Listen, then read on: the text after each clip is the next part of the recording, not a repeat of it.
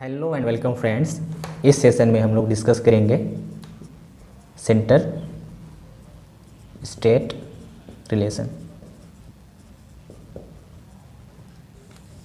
Centre state relation को देखेंगे, इसे हम लोग तीन हिस्सों में बांट करके देख सकते हैं। फर्स्ट,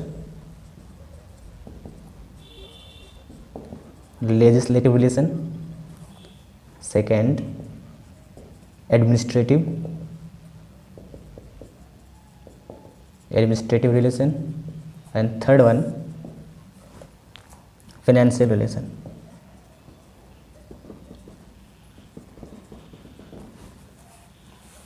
लेजिस्लेटिव रिलेशन को हम लोग दो हिस्सों में बांट करके देख सकते हैं। एक, जो हमारे कॉन्स्टिट्यूशन में अनुसूची 7 पर दिया गया जो तीन लिस्ट है, 3 lists under schedule 7, state list, concurrent list and union list. और सेकंड, इसमें हम देख सकते हैं centres control over state legislature. ये जो लेजिस्लेटिव रिलेशन है, ये आर्टिकल 245 टू 255 तक मेंशन है और ये पार्ट 11 में इसको मेंशन किया गया है। एडमिनिस्ट्रेटिव रिलेशन की अगर बात करें तो ये आर्टिकल 256 टू 263 तक मेंशन किया गया है। यह भी पार्ट 11 में इसको भी मेंशन किया गया है। जो नेक्स्ट रिलेशन है हमारा फाइनेंशियल रिलेशन, इसमें हम दो हिस्सों में बांट के देख सकते हैं इसे भी। Revenue distribution of revenue and grants in aid, यानी कि अनुदान। तो इस तरह से, और इसमें जो है आर्टिकल 264 टू 293 तक, और ये पार्ट 12 में फाइनेंशियल रिलेशन को मेंशन किया गया है। तो आइए सबसे पहले हम लोग जो डिस्कस करेंगे वो करेंगे लेजिस्लेटिव रिलेशन को, जो आर्टिकल 245 टू 255 में मेंशन किया गया है। चलिए देखते हैं हम लोग लेजिस्लेटिव रिलेशन, जो कि आर्टिकल 245 टू 255 तक है, मेंशन किया हुआ है, और पार्ट 11 में मेंशन किया गया है। हम लोग लेजिस्लेटिव रिलेशन को 4 एस्पेक्ट में बांट करके देख सकते हैं, 4 aspects. Centre state legislative relation को 4 एस्पेक्ट्स में देख सकते हैं, जिसमें पहला, first aspect, territorial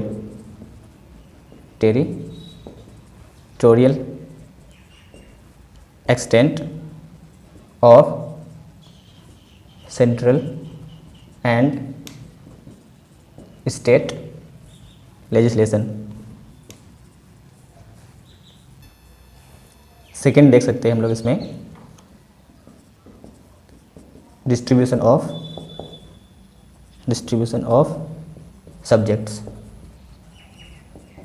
legislative subjects, जो कि अनुसूची 7 यानी शेड्यूल 7 में 3 लिस्ट दिए गए हैं। Third aspect,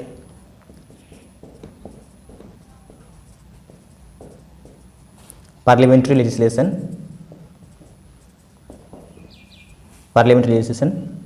in the state field, और यानी कि जो पार्लियामेंट का जो लॉ होगा वो स्टेट के सब्जेक्ट में कैसे प्रिवेल करेगा। और फोर्थ जो है, centres control over state legislature. चलिए दोस्तों, इसको हम लोग 4 हिस्से बांट करके देख सकते हैं लेजिस्लेटिव रिलेशन को। Territorial extent of central and state legislation, distribution of legislature subject, यानी कि इसमें 3 लिस्ट दिए गए हैं शेड्यूल 7 में। और पार्लियामेंट्री लेजिस्लेशन इन स्टेट फील्ड, यानी कि सब्जेक्ट जो स्टेट के हैं उस सब्जेक्ट पर पार्लियामेंट कैसे रूल बनाते हैं। और central control over state legislation, यानी कि केंद्र का जो कंट्रोल होता है स्टेट के लेजिस्लेशन पर, उसको देखेंगे। तो चलिए पहले हम डिस्कस करते हैं पहले वाले को, territorial extent of central and state legislations. तो पहले देखते हैं कि सेंट्रल का क्या एक्सटेंट है, उसका टेरिटोरियल एक्सटेंट क्या है, उसका सीमा क्षेत्र विस्तार कहाँ तक है, जो कि पार्लियामेंट यानी सेंट्रल जिस पर लेजिस्लेचर बना सकता है। तो parliament can make law for whole or any part of Indian territory, यानी कि पार्लियामेंट जो है, संसद, पूरे देश के लिए या फिर देश के किसी एक टुकड़े के लिए भी कानून बना सकती है। Second, state legislature can make law for whole state or any part of the state. State की जब बात करेंगे तो स्टेट अपने स्टेट के अंदर अपने पूरे स्टेट के लिए या फिर किसी खास स्पेस के लिए, खास टेरिटरी के लिए लॉ बना सकता है। तीसरा कंडीशन में एक्स्ट्रा टेरिटोरियल लेजिस्लेशन। इसमें क्या होता है, पार्लियामेंट जो है हमारे इंडिया के बाउंड्री के भीतर ही नहीं, इंडिया के बाउंड्री से बाहर भी किसी भी पूरे वर्ल्ड में, ऑल ओवर वर्ल्ड में कहीं के लिए भी लॉ बना सकता है, अगर वो लिंक्ड है इंडिया के किसी सिटीजन से। अगर parliament can make law to Indian citizens and their property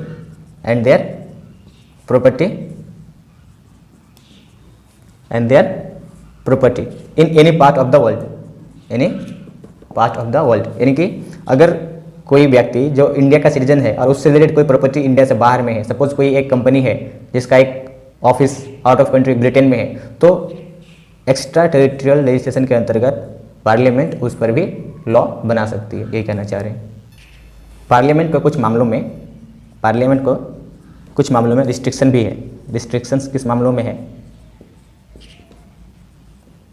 जिस पर पार्लियामेंट लॉ नहीं बना सकती है। 5 यूटीज़, हमारे इंडिया के जो 5 यूटीज़ हैं, इसमें Andaman and Nicobar island,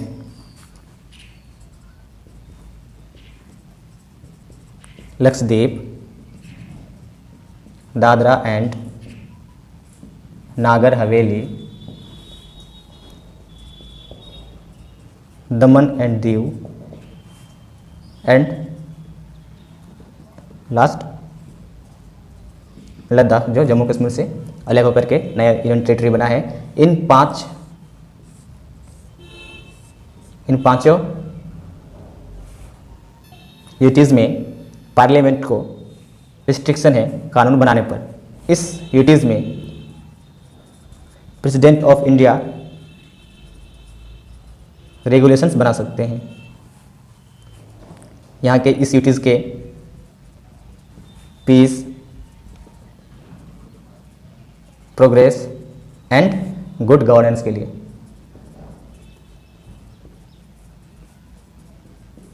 president of India regulation बना सकती है। और जो प्रेसिडेंट ऑफ इंडिया का द्वारा बनाया गया जो रेगुलेशन होगा वो पार्लियामेंट के द्वारा बनाए गए लॉज के इक्वल होगा, यानी कि regulation by president is equal to parliamentary laws. ये जो 5 यूटीज़ हैं जिसमें कि पार्लियामेंट को रिस्ट्रिक्ट किया गया है कानून बनाने के लिए, इन एरियाज़ में प्रेसिडेंट जो है, प्रेसिडेंट पार्लियामेंट्री किसी भी लॉ को रिपील कर सकता है, यानी कि उसको हटा सकता है उसमें, या फिर उसमें अमेंड भी कर सकता है जो कि पार्लियामेंट के द्वारा लागू किया गया हो। उसके बाद जो हमारा सेकेंड एस्पेक्ट था distribution of legislative subjects.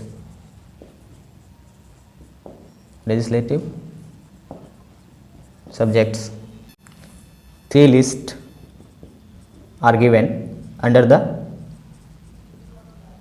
7th schedule, जिसमें कि सब्जेक्ट्स का बंटवारा किया गया है। Union list, concurrent list and state list. इस लिस्ट में यानी कि यूनियन लिस्ट में लॉ जो है यूनियन के द्वारा बनाया जाएगा, यानी कि पार्लियामेंट के द्वारा इस पर लॉज बनाए जाएंगे। कंकरेंट लिस्ट में पार्लियामेंट प्लस स्टेट लेजिस्लेचर दोनों लॉ बनाएंगे, और स्टेट लिस्ट में स्टेट लेजिस्लेचर इस पर लॉज बनाएंगे।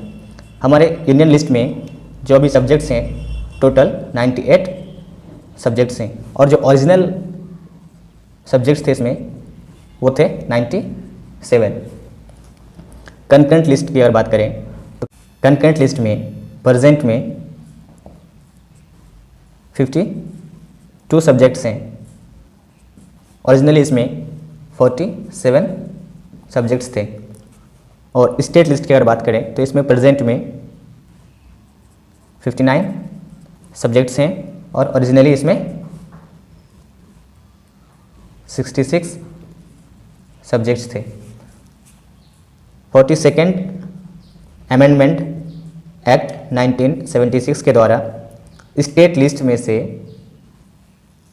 में से 5 सब्जेक्ट को निकालकर इसे कंकरेंट लिस्ट में डाल दिया गया। इसके अलावा कुछ डिसिडरी पावर्स भी होते हैं। डिसिडरी पावर्स यानी कि वे पावर जो इन तीनों लिस्ट में इंक्लूड नहीं है, वे सारे लिस्ट क्या कहलाएंगे? रेसिडरी पावर्स कहलाएंगे। और ये पावर सेंटर को, या इस पर पावर होता है, सेंटर इस पर कानून बनाएगा। गवर्नमेंट ऑफ इंडिया एक्ट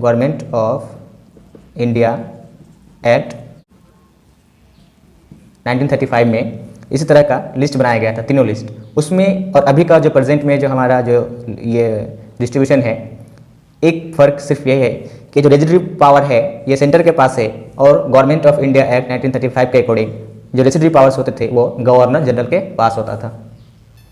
चलिए, जो थर्ड एस्पेक्ट है वो है parliamentary legislation in the state field, यानी कि पार्लियामेंट स्टेट सब्जेक्ट पर कैसे कब कब कानून बना सकती है। अंडर द आर्टिकल 249 व्हेन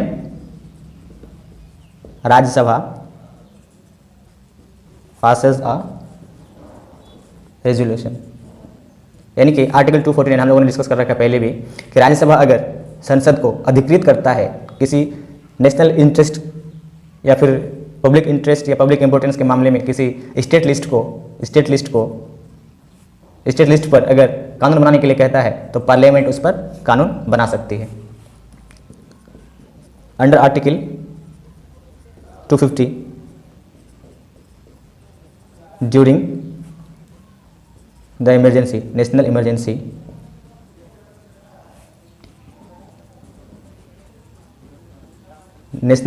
के दौरान स्टेट सब्जेक्ट्स पर पार्लियामेंट या सेंट्रल गवर्नमेंट किसी भी विषय पर कानून बना सकता है, यानी कि किसी भी स्टेट सब्जेक्ट पर पार्लियामेंट कानून बना सकती है। Next, under article 252 when states make request, जब 2 या 2 से अधिक स्टेट रेजोल्यूशन पास करके पार्लियामेंट को, जब 2 और more than 2 states resolution pass कर पार्लियामेंट को रिक्वेस्ट करता है किसी भी स्टेट लिस्ट पर कानून बनाने के लिए, तो पार्लियामेंट उस पर कानून बना सकती है, और वो जो कानून होगा उन स्टेट्स पर बाइंडिंग होगा जो स्टेट्स इसके लिए रिक्वेस्ट करेंगे। Under the article 253 to implement international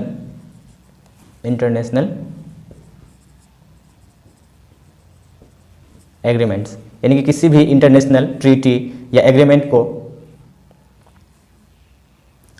करने के लिए सेंटर जो है, सेंटर स्टेट के सब्जेक्ट पर कानून बना सकती है अंडर आर्टिकल 253। यानी कि किसी भी इंटरनेशनल एग्रीमेंट को या ट्रीटी को इम्प्लीमेंट करने के लिए सेंटर स्टेट के सब्जेक्ट पर लॉ बना सकती है अंडर आर्टिकल 253।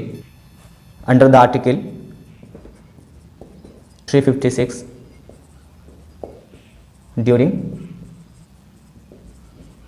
प्रेसिडेंट रूल, यानी कि इस केस में जब राष्ट्रपति शासन लागू हो किसी भी स्टेट में, तो उस केस में भी पार्लियामेंट स्टेट सब्जेक्ट पर कानून बना सकती है, can make laws.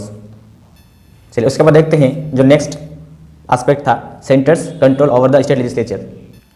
Centres control over state legislature, यानी केंद्र का राज्य की विधायिका पर नियंत्रण। अंडर आर्टिकल 31A स्टेट जो है किसी भी पब्लिक इंटरेस्ट में या पब्लिक इंपॉर्टेंस के लिए, पब्लिक इंटरेस्ट से किसी भी प्राइवेट प्रॉपर्टी को, किसी निजी संपत्ति को अधिग्रहण कर सकते हैं, वो एक्वायर कर सकते हैं, और इस प्राइवेट प्रॉपर्टी को एक्वायर करने के लिए जो विधेयक पारित करेगा स्टेट असेंबली या स्टेट लेजिस्लेचर, उस बिल को पारित करने के बाद राज्यपाल के द्वारा बाय गवर्नर उसे राष्ट्रपति के reconsideration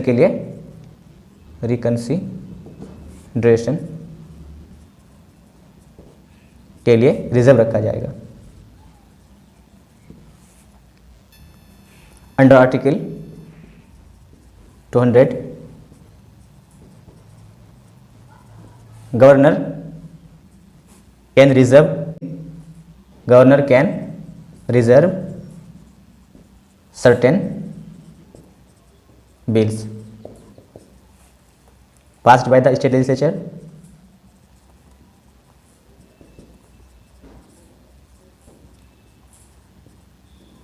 for the consideration of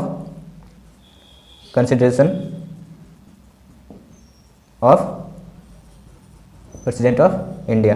यानी कि जो इससे पहले हमने लिया 31A, उसमें स्टेट लेजिस्लेचर के द्वारा पारित किया गया किसी भी प्राइवेट प्रॉपर्टी को एक्विजिशन के मामले में, वो बिल को राष्ट्रपति के कंसिडरेशन के लिए रखा जाएगा। वही सेम कंडीशन आर्टिकल 200 में यह पावर गवर्नर को दिया जाता है कि कुछ सर्टेन बिल्स को जो कि लेजिस्लेचर के द्वारा पास किया जाता है स्टेट लेजिस्लेचर के द्वारा, उसे प्रेसिडेंट के कंसिडरेशन के लिए रिजर्व किया जाएगा। आर्टिकल 301 के अंडर में व्यवस्था की गई है freedom of trade,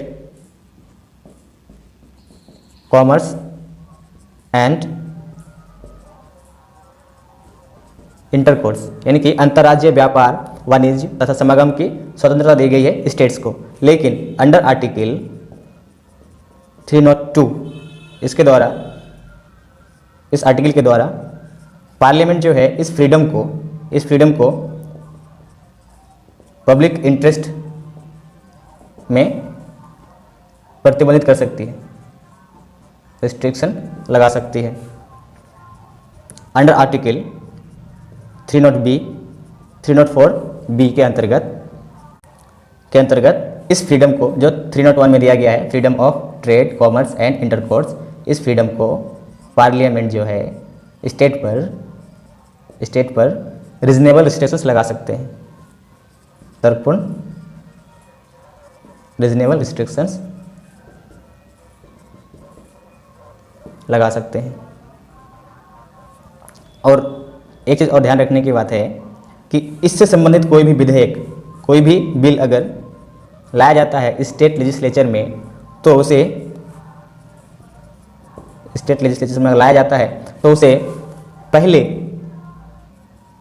president of India से एसेंट लेना होगा। तो दोस्तों आज के इस सेशन में इतना ही। आज के सेशन में हम लोगों ने देखा सेंटर स्टेट रिलेशन में जो स्टेट और सेंटर के बीच लेजिस्लेटिव रिलेशन है उसको डिस्कस किया, और इसके 4 एस्पेक्ट को भी हम लोगों ने देखा।